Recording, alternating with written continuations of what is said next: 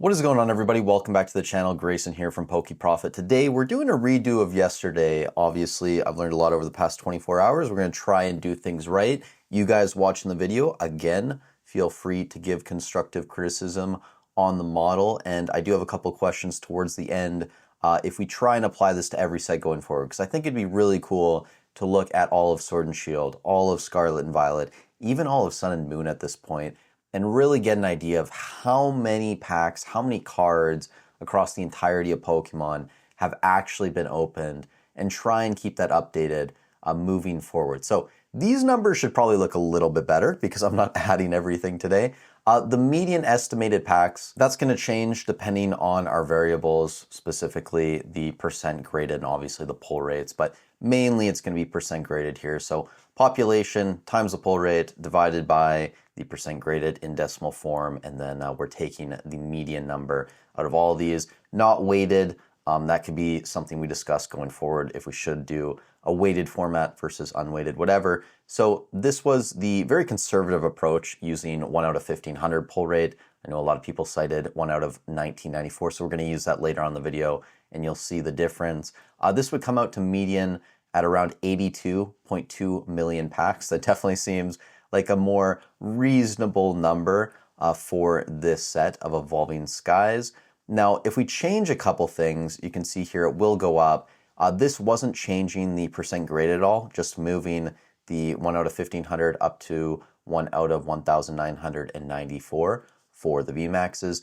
And you can see we're now up to 85.1 million packs. So even though the pull rate is increasing fairly significantly on a lot of the top VMAXs, it's really not affecting the estimate when it comes to the amount of packs opened that much. Whereas when we start to change the percentage of cards that get graded, this is where things start to get a little bit interesting. So I had someone in the comments say that they thought 40% for the Umbreon was way too low. It would be 70%. So I figured we would just, fiddle around with the numbers a little bit. The Umbreon VMAX, I put up to 70% graded. The Rayquaza, I actually bumped to 50 because I figured, if we're going to just move the Umbreon up, we might as well move the Rayquaza. Maybe I should have made this 70.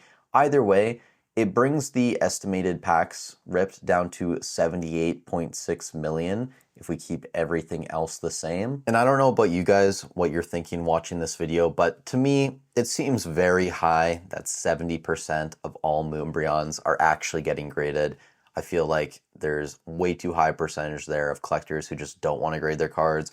And then also the amount of cards that are actually coming out of packs not in gradable condition, they would be getting 7s, 8s. So I don't know. To me, it seems high, but definitely open to feedback from you guys. Same thing with the Rayquaza. I mean, 50% of these getting graded. I don't know. Maybe it's reasonable. To me, it just seems high though. But I was curious, so I did run the numbers with some lower estimates for the amount graded. So if we scroll down here a little bit further, I dropped the numbers dramatically. So for the Umbreon and Rayquaza, I only put 20% of cards being graded.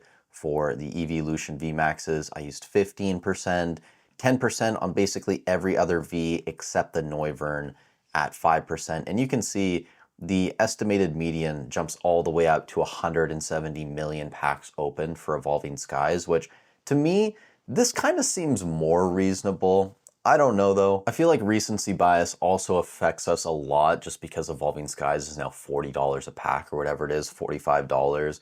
We have to remember that Evolving Skies, you can find packs for like $3, $4, even probably cheaper for some people at certain times, whether it was through Costco, Walmart clearance, whatever. So a lot of this product was opened at a fairly cheap price. But again, you guys let me know in the comments down below what you think. I did also run some uniform estimates. So I used 10% across the board here for every single card. The estimated median really doesn't change that much. It's still about 170 million packs.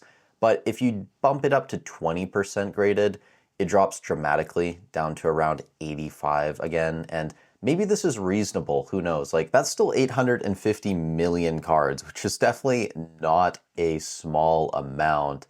And then finally, I did an estimate with 30% graded across the board. It drops all the way down to 56.56 million. To me, this is way too low. And obviously, it's not really realistic. Like 30% of Neuverns are not being graded. Same thing with even, I think, a lot of these Vs that are only about $100. To assume that 1 in 3 of them are getting graded just seems unlikely. Maybe for the higher end cards, the Umbreon Rayquaza, it's more reasonable. But this does lead to a lot of questions going forward that I would want your guys' feedback on. First one is, should we use a uniform grading rate, 10% across the board, 20%? If people are open to me changing it and having it higher for, say, the top cards, maybe we could develop a framework about if a card's over $1,000, it's a certain percentage. If it's 500 to 1,000, it's a certain percentage, etc. To me, that seems like probably the best way to go. But again, like finding the correct numbers might be a little bit difficult. We should also talk about percentage factored in for resubmissions. Obviously, these data sets are assuming 0% of cards get resubmitted, which we all know is not the case. We could use 1%, 5%, 10%. 10% to me seems fairly high, but maybe it's not for some of the higher end cards. Also, should we include CGC, BGS, Ace, Tag, any other company you guys can think of? I imagine as long as they have fairly accessible population reports, it wouldn't be that difficult to add them in to the equation. I think that would be fine. And then one of the big concerns, at least for me, is will TCG player data be sufficient for the pull rates? I think they're normally doing samples of like 8 to 10,000 packs. Sometimes I think for some sets it's 5,000 packs, which doesn't seem that high considering cards can be 1 out of 2,000 pack pull rates, or at least that's what they're claiming. So if people are fine with that, I can go ahead and just always use the TCG player numbers, but people aren't fine with that, I would have to try and add in other sources if I can even find them. Also, increase grading percentage by era or keep it uniform.